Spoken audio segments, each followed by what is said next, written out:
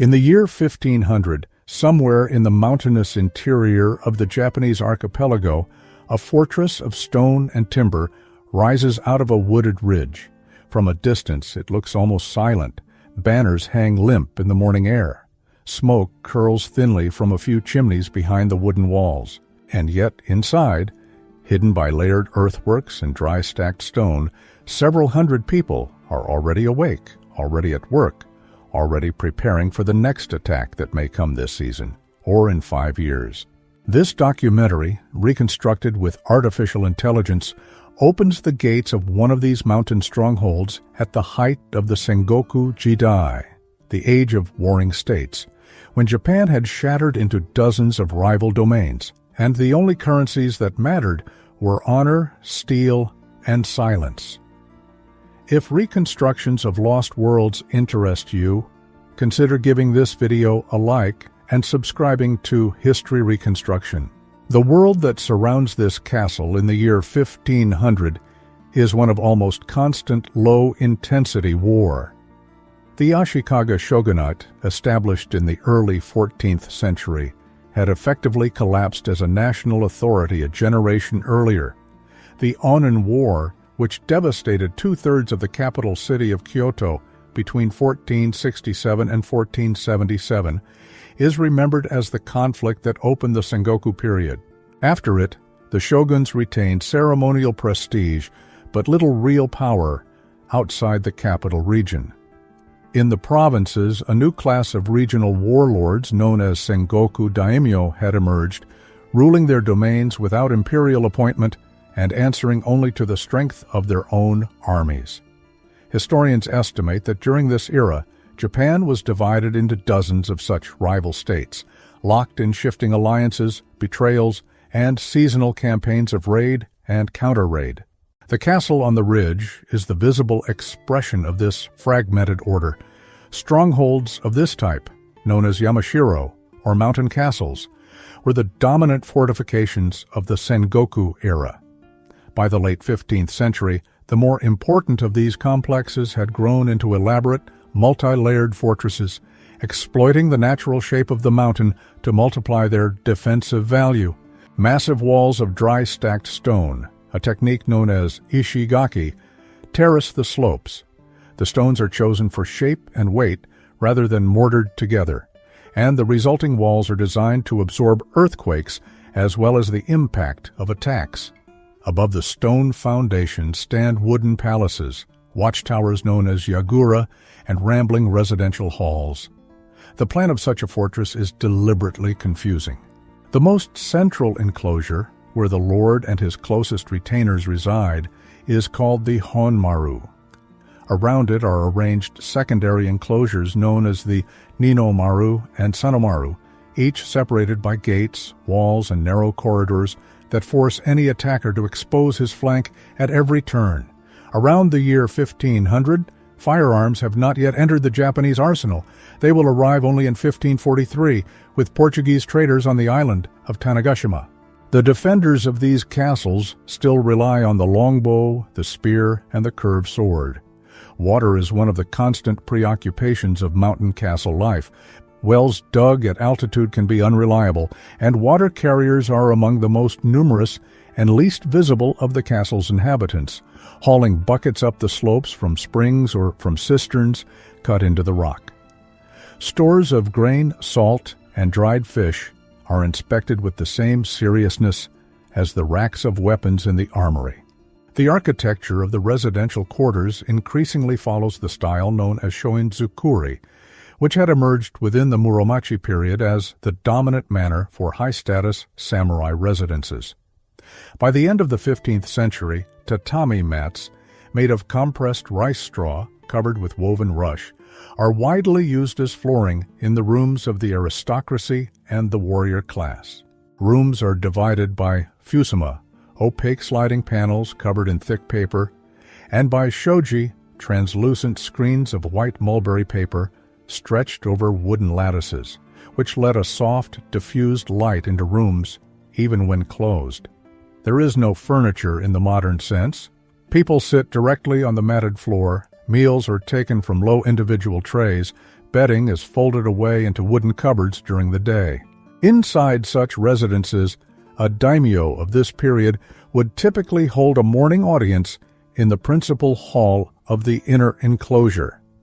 The audience itself, rather than any single individual, was the institution, the moment when the political life of the domain became visible. At these audiences, the karo, senior retainers whose families had served the ruling line for generations, would bring reports from village headmen, news from neighboring domains, complaints about flooded paddy fields, and rumors of betrayal among allies. The karo functioned as something close to a council of ministers with collective responsibility for policy, finance, public works, and religious affairs. It was customary that men appointed to this rank came from houses long bound to the ruling family by hereditary service. Scribes attached to the lord's household maintained ledgers of rice income, of tax obligations from the villages, of weapons distributed to retainers. The survival of the domain depended on accurate accounts as much as on sharp swords.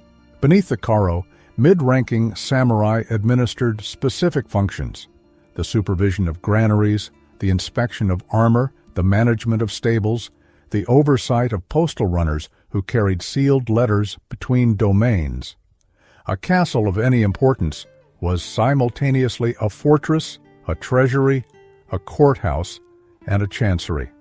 In the courtyards and along the outer walls, the rhythm of military training began before dawn. Samurai retainers would rise early, wash face and hands with cold water, and proceed to the training grounds. Archery, known as kyujutsu, was practiced with the yumi, the long asymmetrical Japanese bow, often against straw targets. Mounted archery was cultivated as a higher art, demanding years of practice. Swordsmanship, kenjutsu, was studied with wooden training swords known as bakken. The spear, or yari, was, if anything, more central than the sword to actual battlefield combat in this era. The young men of the warrior class were schooled in more than violence. Lessons in calligraphy and Chinese classics, in Zen Buddhist meditation, and in elementary administration were also part of their formation.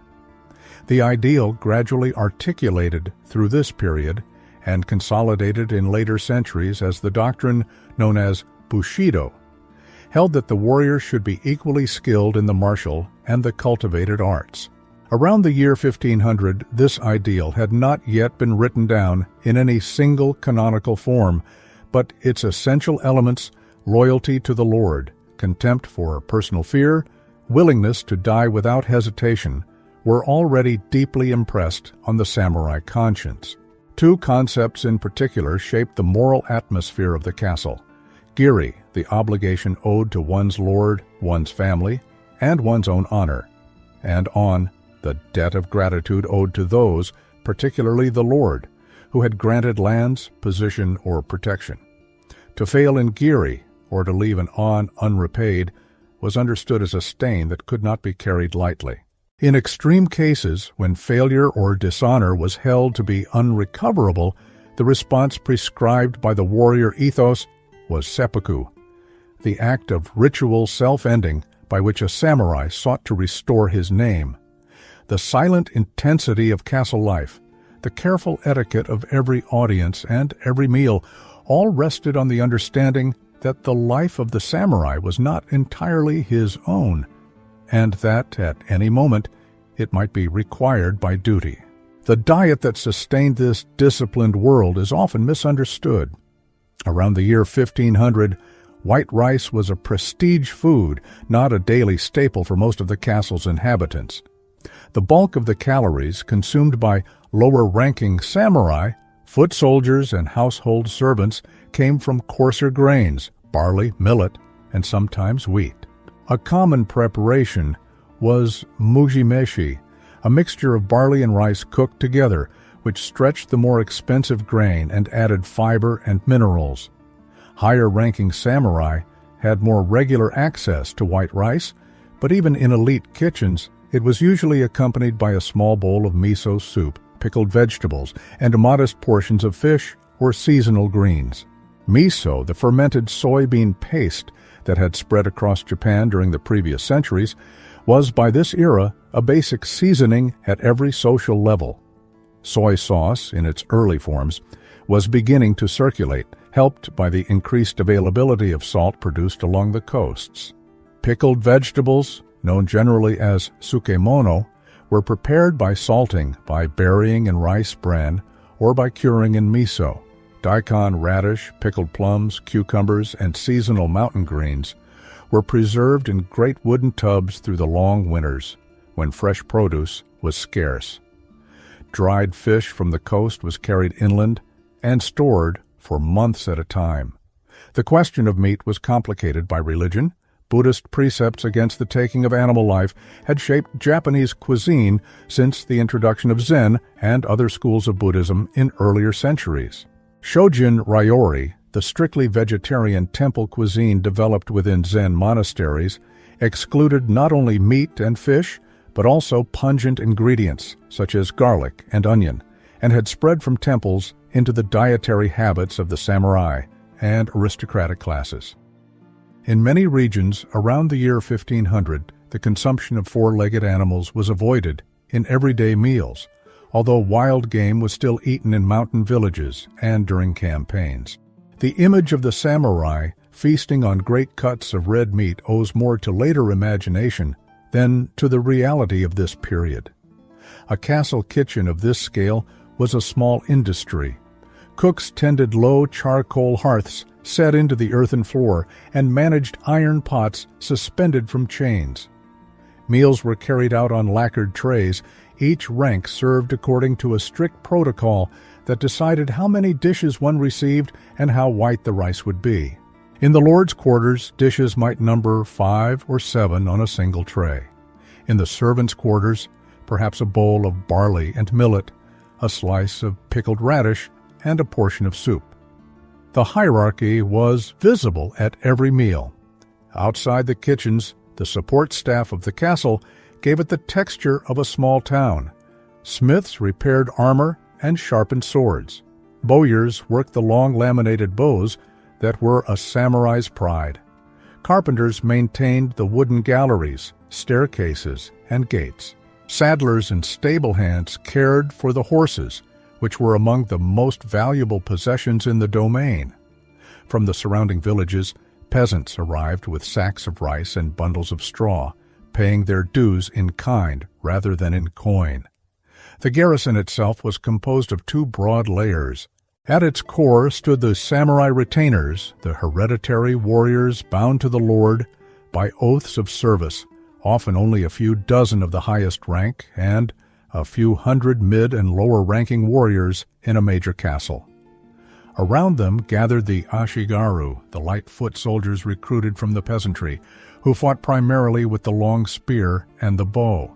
Around the year 1500, the Ashikaga of a typical garrison were essentially a mass of spearmen and archers, lightly armored in lamellar plates of leather and iron, and crowned with conical hats that doubled as helmets.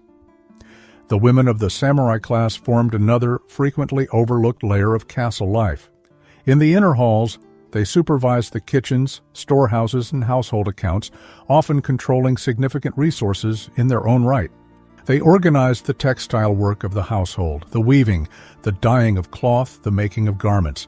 They were expected to be literate and familiar with the classical poetry that was a mark of cultivation in their class.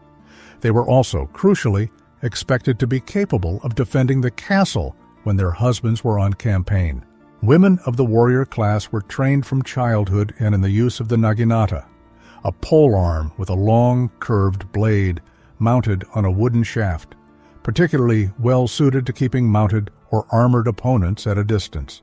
According to tradition, the so-called onna bushaisha, women warriors of the samurai class were expected to defend the inner enclosure when male retainers were absent, and in some documented Sengoku-era cases, such women led troops and organized armed resistance during sieges.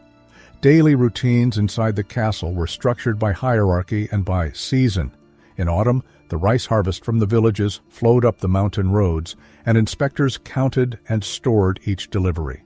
Winter was the time of repairs and indoor training. In spring, planting obliged peasants to remain in the fields, and military campaigns were typically suspended, but as soon as the harvest was secured, the season of war opened again.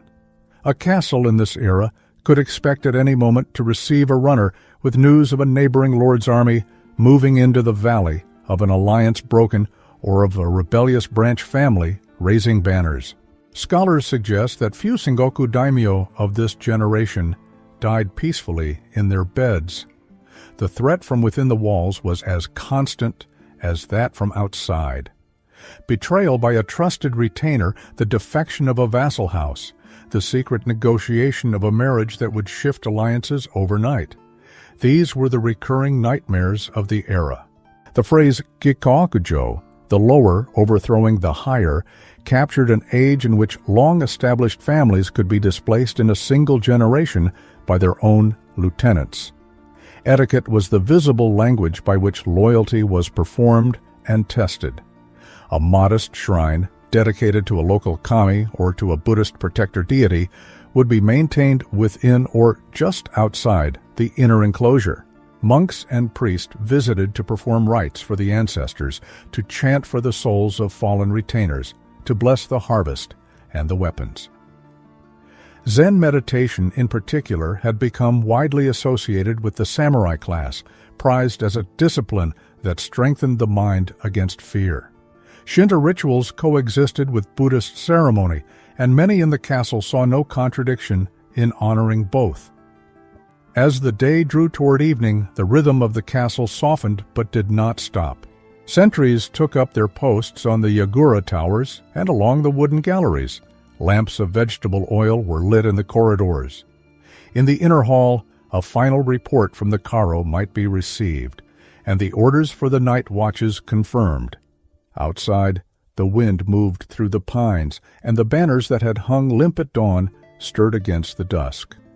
Most of the Yamashiro of the year 1500 would not survive the wars to come. Many would be destroyed by siege, by fire, or by abandonment when the line of their lords was extinguished. Decades later, the consolidating campaigns of Oda Nobunaga, Toyotomi Hideyoshi, and finally Tokugawa Ieyasu would impose a new political order on the archipelago. The intimate corridors of the Yamashiro would give way to broader walls designed to absorb cannon fire and to massive stone bases supporting towering wooden keeps. But in the year 1500, none of this lies on the visible horizon. The castle on the ridge simply stands. Its inhabitants live by the discipline of an honor that admits no easy retreat. They eat barley and millet, miso soup, and pickled radish. They train at dawn with bow and spear.